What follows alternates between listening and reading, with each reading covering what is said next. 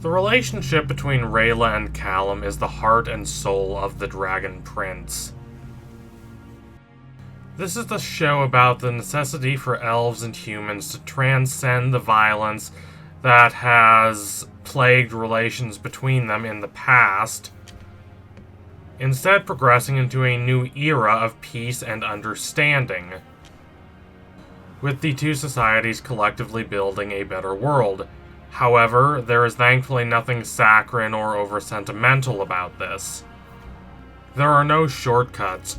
The relationship between Rayla and Callum is an analog for the relationship between human society and elf society.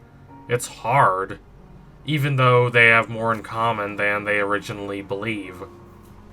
They have to open themselves up to change and to knowing each other and to being known. It's not easy.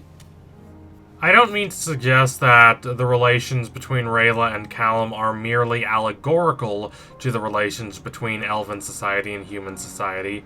Rayla and Callum are outsiders. They travel together through distant lands, relying on each other for support. A little splash of hormonal teenage attraction doesn't hurt matters either. It is much easier for the two of them to become close than it is for their societies to become close. Tolkien famously said that he hated allegories as a matter of principle, and that he hated The Lord of the Rings being read as an allegory for World War II. And rightfully so, because it's not a simple allegory. This is not Animal Farm. There's no Cold War in this world. There are no nuclear weapons. Are there elements in The Lord of the Rings that are analogous to elements in the Second World War? Sure. Is the Shire heavily based on Tolkien's beloved rural England? Yes. Can the dark turn in Tolkien's writing between The Hobbit and The Lord of the Rings be connected to the dark turn in Europe that eventually led to the devastation of World War II? Yes, of course. But that does not mean simply that X equals Y, which is what allegory, by its definition, entails. It's not that Rayllum is allegorical, or that it's an example of the show being saccharine and saying, "Oh, don't you see? Elves and humans don't have to fight, they can love instead." But it does offer hope that better relations between elves and humans are possible. So I believe it makes sense to consider why they gradually fell in love. It was not predestined, it was not love at first sight, which is a major reason why I trust in this relationship, and why I believe it will last. They gradually developed these feelings. Rayla was willing to kill Callum when they first met, early in the show. It's not exactly a meet-cute. Callum could have easily survived by saying that no, he is not the person she is looking for, he is not his brother Ezrin. But because he is a kind and responsible older brother who does not want to put Ezrin in danger, he does not do this. Instead, he claims to be the real Ezrin, putting himself in danger, and the only reason both he and the real Ezrin survive is that Ezrin provides her with a glimpse of the dragon's egg containing the Dragon Prince that would later be named Ozymandias.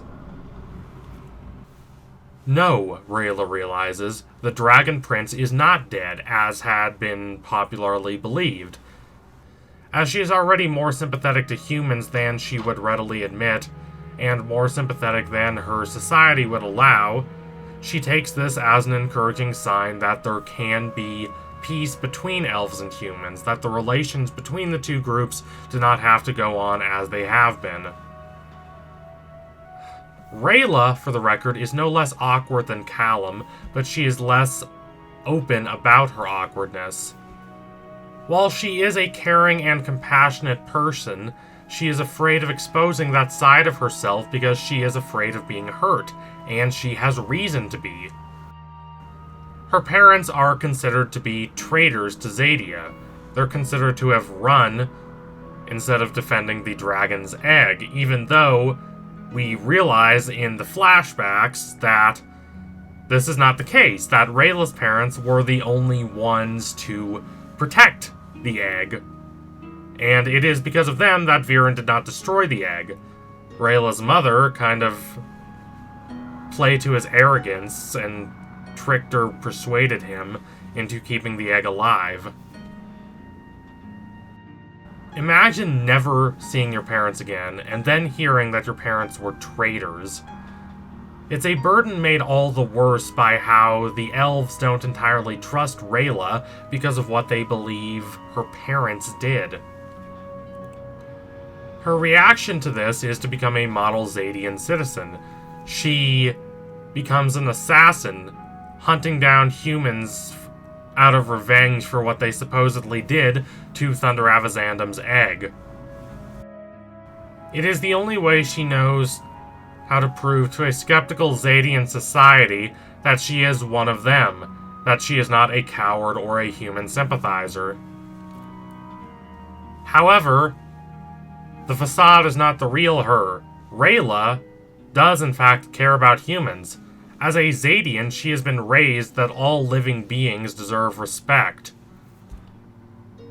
This is, according to the ethos of her culture, what makes elves superior to humans. Elves respect natural life, while humans do not. But for elves to exile humans, to prevent them from entering Xadia, to attempt to assassinate them, is a violation of that principle disguised as a defense of it. Rayla, I doubt, has thought this philosophically about the topic, but what thinking she does do tends to be along these lines. She plays the role of the noble Xadian assassin because that is who she needs to be in order to be accepted by the society that does not trust her because of what they believe her parents did. What she learns, however, as she travels with Callum, is that she does not have to accept these philosophical standards, especially when they force her to try to be a version of herself that she knows deep down is fundamentally untrue. As she travels with Callum, she gains more confidence. This isn't the kind of safe, platitudinous story where characters learn to just be themselves, because that implies that there's some whole, complete, fully formed self that's buried just beneath the surface, and that is rarely the case. The sense of self she has is corrupted, one could say, with these social mores that she is kind of forced to believe in, and she doesn't really have a full alternative to that. How are you supposed to have a complete alternative to something if that something is all you know? So she has to work at finding an alternative. She has to work at deciding who in fact she wants to be. Just forming a complete sense of self that is in line with the values she really holds. As she explores herself, she discovers that she loves Callum and she wants to be with him. Rayla defends Callum to Sol Regum, and though she is not particularly eloquent, she is sincere. She wants to save Callum's life, obviously, but she also wants others to see in Callum what she does, that he's a kind, brave, selfless person who's willing to sacrifice his own well-being to help out others. That does not mean she idolizes Callum. She still sees him as the stuttering dork that he is, but while this was a problem for her in the past, it really isn't anymore. Though I talk a lot on this channel about the psychology and philosophy of relationships, there's also a lot to be said for someone who just makes you feel good about yourself and your place in the world. Someone you can trust, someone you're excited to be around, not just in the sense that you're attracted to them, but in the sense that they make you excited to be alive. They make you feel like the version of yourself you've always wanted to be. You're thrilled to be around this person. For Rayla and Callum, the arduous journey of trekking through a broken, war-torn world is an adventure because they are together. Now, that does not mean they float above the world, unconcerned with reality or with the political situation they're stumbling through. Quite the opposite. They do have fears, and their greatest fear is that they will lose each other, and if future seasons of The Dragon Prince make that fear a reality, it will devastate both partners. But their closeness does mean their brutal, lonely existence is now bearable. In each other, Rayla and Callum found partners with whom they could be open and sincere, partners who are honest and trustworthy. Regardless of whether they can provide hope to the world, they can provide hope to each other. They know they can handle the tribulations of life if they stay together. Their bond is that strong and that enduring. So thank you for watching. If you liked what you saw today, don't forget to like, comment, and subscribe.